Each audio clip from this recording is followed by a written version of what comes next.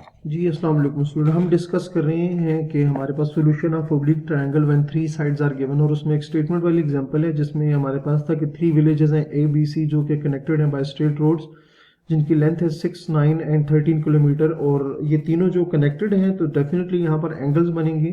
तो ये तीनों एंगल्स आपने फाइंड करने हैं कि वो तीनों जो विलेजेस हैं जो कि आपस में इस तरह से इस फॉर्म में कनेक्टेड हैं, तो उनका ये जो आपस के एंगल है ये किस तरह से फाइंड होंगे। ठीक है, तो यहाँ लेट से मैं कहा कि ये अल्फा एंगल है, बीटा है और ये गैमा है। ठीक है, तो अगर आप इस क्वेश्चन को देखें तो एक ट्रायंगल बन रही है हमारे पास। ठीक है, क्योंकि आपस में तीनों विलेजेस कनेक्टेड हैं तो डेफिनेटली ट्रायंगल बनेगी।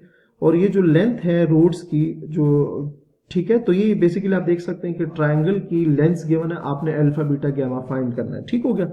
तो अल्फा बीटा गैमा फाइंड करने के लिए जब तीन साइड गिवन हो तो हमने क्या फाइंड किया था, हमने क्या कहा था कि हम लॉ ऑफ कोसाइन या हाफ एंगल फार्मूलाज अप्लाई कर सकते हैं।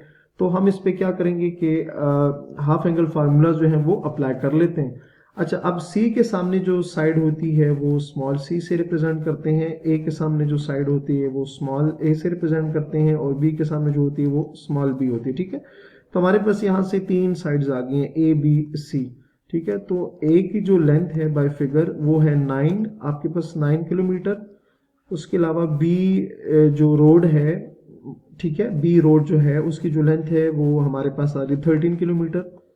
13 किलोमीटर, और सी रोड जो है उसकी जो लेंथ आ रही है वो है 6 kilometre.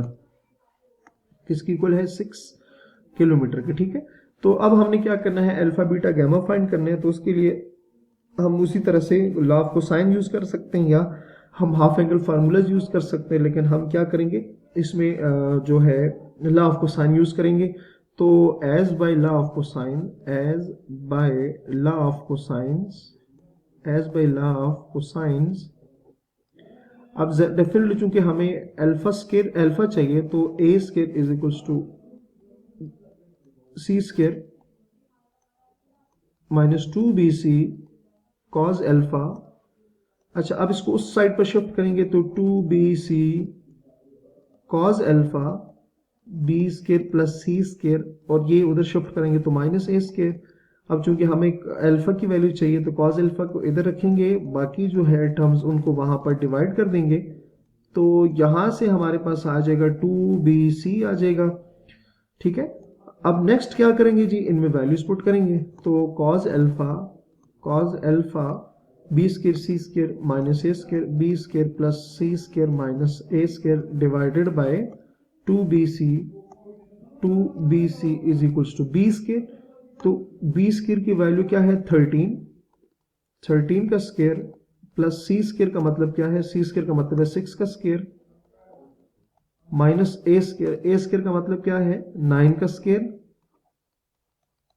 Divided by 2bc, 2b and c। तो b की वैल्यू क्या है? 13, और c की जो वैल्यू है वो हमारे पास है 6।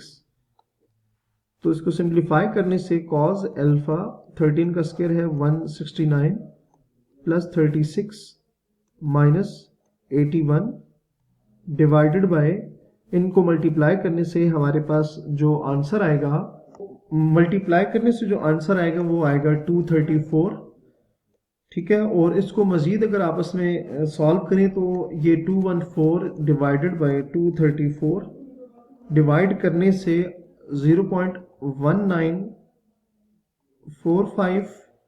अब चूंकि हमें अल्फा चाहिए तो कॉस को उस साइड पर शिफ्ट करके इनवर्स आ जाएगा 0.1945, और कैलकुलेटर से शिफ्ट कॉस के साथ इसकी वैल्यू फाइंड करने पे हमें आंसर मिलेगा 23 डिग्रीज 51 मिनट्स एंड 39 सेकंड्स। ठीक है, तो यहाँ पे हमने क्या किया, जस्ट जो कॉस कोसाइन लॉ है उसका फर्स्ट फार्मूला अप्लाई किया तो हमारे पास अल्फा की वैल्यू फाइंड हो गई है। अब उसी तरह से उन्हीं स्टेप पे अब दूसरा जो फार्मूला है वो यूज करेंगे तो हमारे पास बीटा की वैल्यू आ जाएगी। तो as B square is equals to A square plus C square minus 2ac cos beta. हमें अब बीटा वाली वैल्यू चाहिए तो ये उस साइड पर जाएगी 2ac cos beta A square plus C square minus B square cos beta A square plus C square minus B square divided by 2ac। Cos beta values put करेंगे। A की जो value है, ए की value हमारे पास 6, तो 6 square आ जाएगा, plus सी की value है हमारे पास 13, तो 13 का स्क्वायर आ जाएगा, माइनस बी की वैल्यू है 9, तो 9 का स्क्वायर आ जाएगा, डिवाइडेड बाय 2ac, 2 ए की जो वैल्यू है हमारे पास 6 है और 6 की सी की वैल्यू है 13। सिंप्लीफाई करने से cos beta is equals to 36 plus 169 minus 81 divided by 2 multiply by 6 multiply by 13 का जो आंसर है वो हमारे पास 156 आएगा।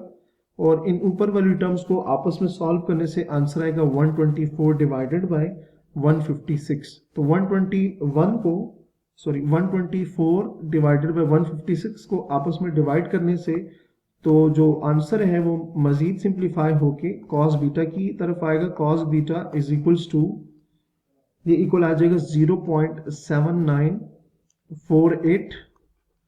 यहां से चूंकि बीटा की वैल्यू चाहिए तो cos इनवर्स 0.7948, इसको मजीद कैलकुलेटर से सॉल्व करें तो बीटा की जो वैल्यू है वो हमारे पास आ जाएगी 37 डिग्रीज 21 मिनट्स एंड 25 सेकंड। तो ये हमारे पास क्या आ गई है, बीटा की वैल्यू भी फाइंड हो गई है।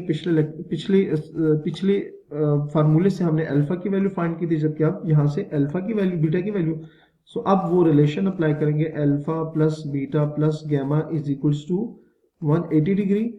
यहाँ से हम गैमा की वैल्यू फाइंड करने के लिए 180 माइनस अल्फा माइनस बीटा करेंगे। गैमा हमारे पास 180 डिग्रीज माइनस अल्फा, अल्फा की वैल्यू है 23 degree 51 minutes, 23 degrees 51 minutes, 23 degrees 51 minutes 39 seconds, minus beta की जो वैल्यू है हम यहाँ ऑलरेडी फाइंड कर चुके हैं, तो 37 डिग्रीज 21 मिनट्स 25 सेकेंड्स। तो इसको सिंप्लीफिकेशन करने पे हमारे पास जो आंसर है वो आ जाएगा 118 डिग्रीज 46 मिनट्स एंड 56 सेकेंड्स। ठीक हो गया। तो आप देख सकते हैं कि इजीली हमने जो तीनों एंगल्स थे वो फाइंड कर लिए।